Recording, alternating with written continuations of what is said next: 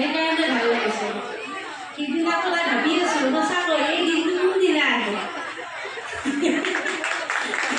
বহুত ভাল লাগিল। গতিকে মই এফালে বিহু গাই দিছোঁ। অতি কৈছে দে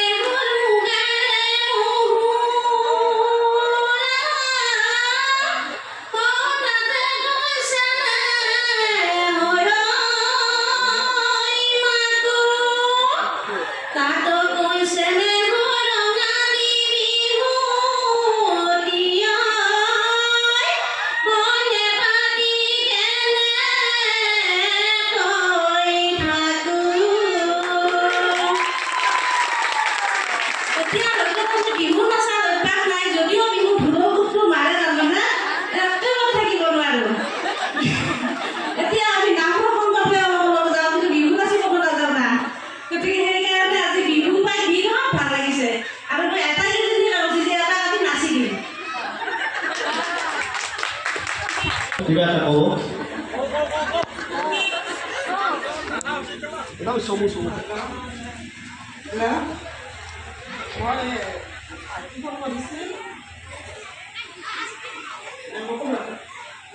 আবেগিক হৈছে সঁচাকৈ আবেগিক মুহূৰ্ত মণিকা পেহীৰ পিছত হ'ল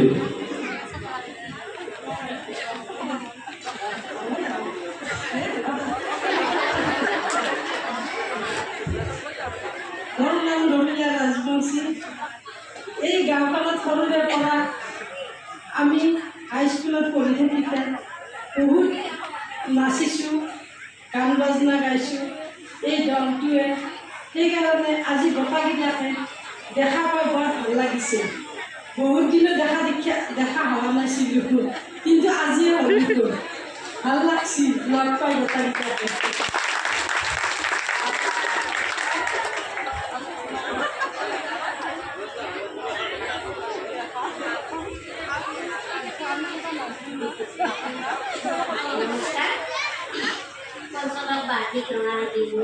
itu ubrot lah loh.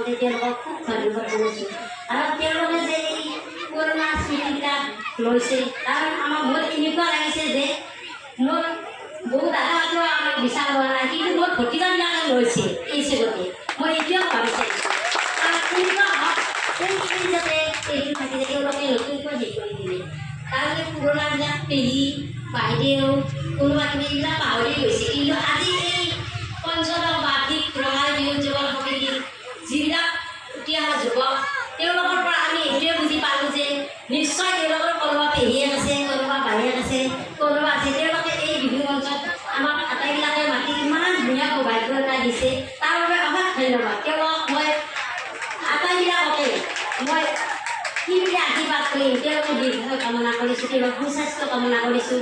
আৰু সৰুৰ পৰাই মই বিহু গাইছিলোঁ, নাচিছিলোঁ, মানে কবিতা আবৃত্তি কৰিছিলোঁ, নাটক কৰিছিলোঁ, কত কিমান যে ক'বলৈ ইয়াৰ মতে নাই। মই এইখন গাঁৱৰে জীয়ৰী আৰু এইখন গাঁৱৰে ছোৱালী। গতিকে মোক চবেই জানেই, কিন্তু মই এনেকুৱা পৰিৱেশ মই নিজে লোৱা নাই। কিন্তু মই বহুত সাহস বা মই ক'ব পাৰোঁ, কিন্তু মই নিজে লোৱা নাই। কাৰণ গাঁওখনৰ মই যিহেতু বোৱাৰীৰ অকণমান মৰ্যাদা ৰাখি পিনে মই কিছুমান কাম কৰিবলৈ ওলাই। গতিকে মই তেওঁলোকক এই হিচাপতে এনেকুৱা এটা আশীৰ্বাদ দিছোঁ, মই চিৰজীৱন পাহৰিব নোৱাৰিম। কাৰণ মোক দাদা বৌতে মোক নিবিচাৰে, কিন্তু মোৰ ভতিজাবিলাকে যে মোক বিচাৰিছে আজি এনেকুৱা মঞ্চখনত তাৰ বাবে মই অশেষ ধন্যবাদ। তেওঁলোকক আশীৰ্বাদ কৰিছোঁ। ভাল